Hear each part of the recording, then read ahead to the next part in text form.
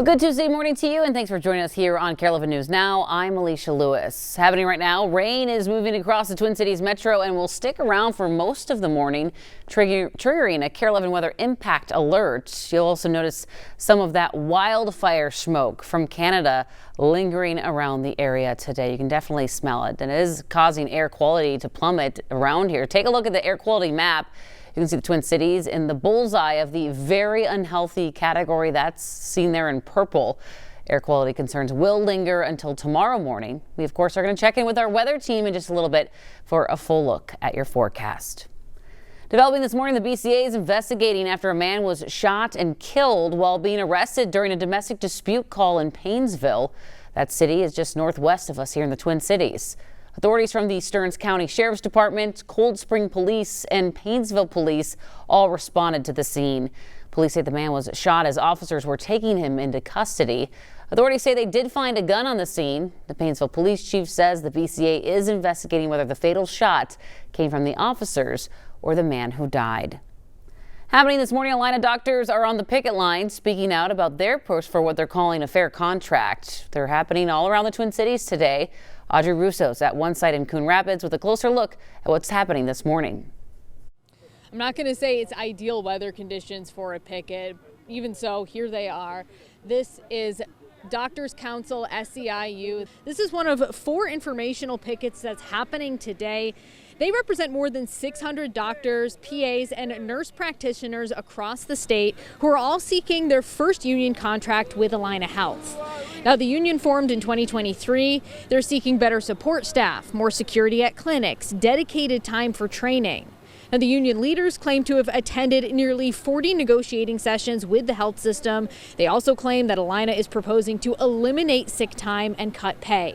Now, I reached out to Allina Health this morning. Their spokesperson sent me the following statement saying, in part, "We continue to negotiate in good faith with Doctors Council, SEIU, and seek to reach responsible agreements that maintain competitive pay and benefits for our providers while ensuring that we can sustain our caring mission during these extremely uncertain economic times." And they went on to say that care will not be disrupted during the pickets today. In addition to this one, Doctors Council is also holding pickets in Maplewood, in Bloomington, and in West St. Paul. I'll send things back to you.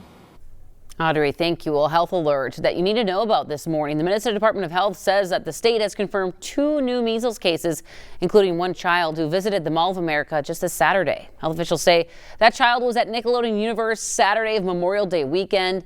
They say people who were at the mall between 5 and 9 p.m. that day should monitor for symptoms for another 2 weeks. Those symptoms include fever, cough, watery eyes, and runny noses. Officials with MDH tell us that they're hoping to see more people get vaccinated to limit the spread. And so for children who are unvaccinated against measles, the time is really now for parents to talk to their healthcare provider, get the information they need, and really consider vaccinating their children to protect them from measles. On other news headlines, emotional testimony picks up again this morning in the trial of Derek Thompson. Thompson's accused of killing 5 young women in a car crash 2 years ago in Minneapolis. The father of one of the victims took the witness stand yesterday, telling the jury about his daughter's plans for her future. Through a Somali translator, the man told the jury his 19-year-old daughter planned to enroll at St. Paul College to pursue a degree in the medical field.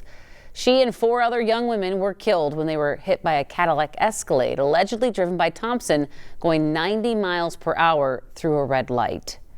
It is very hard for me. She was the best daughter any father can have. Incredibly emotional there. The jury also saw body camera footage of Thompson complaining about being held up on Friday night, and that court resumes at 9 o'clock this morning. This morning, we're learning 23-year-old Stagina Whiting from Brooklyn Park died in Sunday's shooting at Boom Island Park. 5 others were injured. Ian Russell heard from neighbors who say, unfortunately, they've come to expect issues at that park. On any normal day, the neighborhood's amazing. Danny Dietl loves where he lives.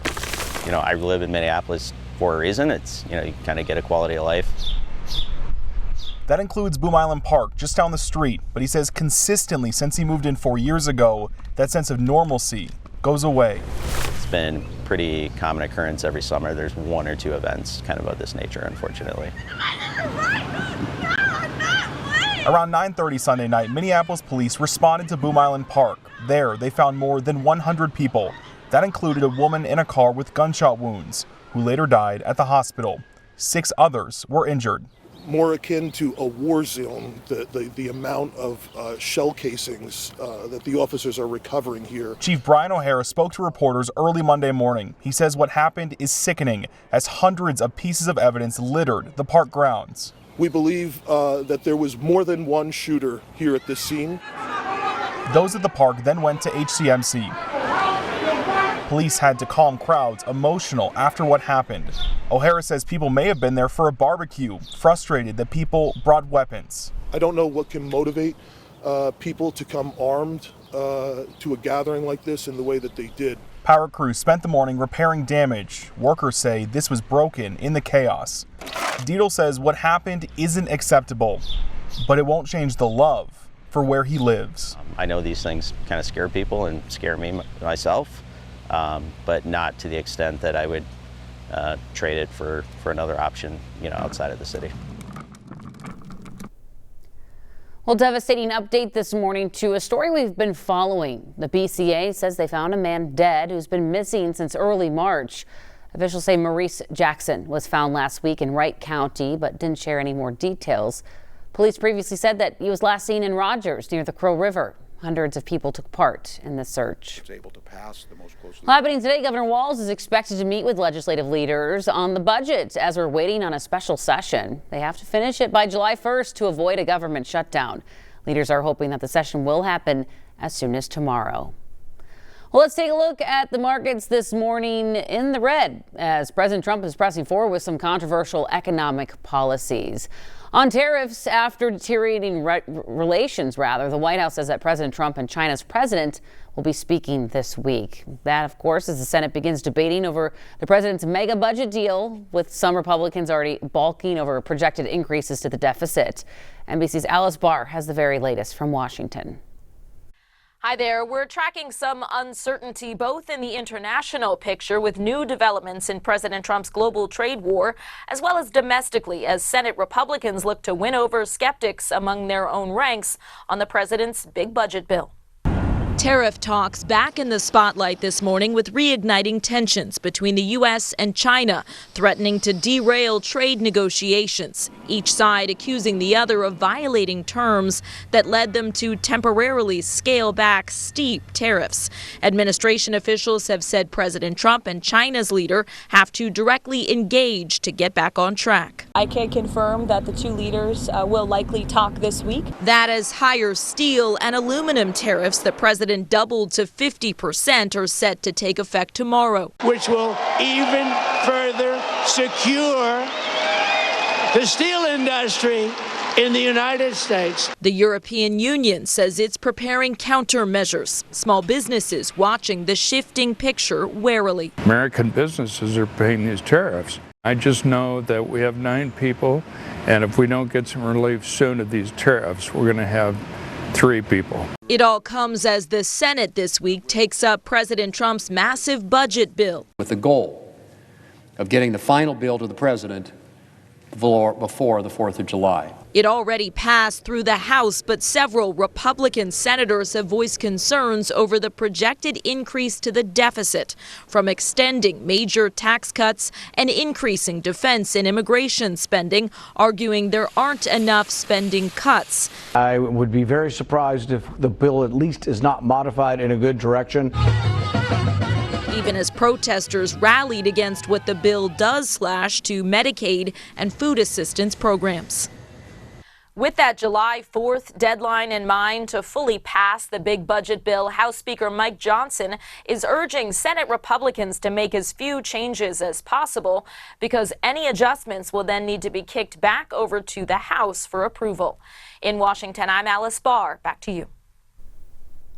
Well, right now, a new exhibit is officially open at the Minnesota Children's Museum. It features interactive games to promote creative thinking, communication, and collaboration. And it also includes a life-size board game, 3D Twister, tabletop games, and a dedicated spot for kids that are under 3 where they can play. The exhibit is open through January 4th of 2026. Looks like a good time. Well, hey, stick around. More news and weather is coming right up after the break.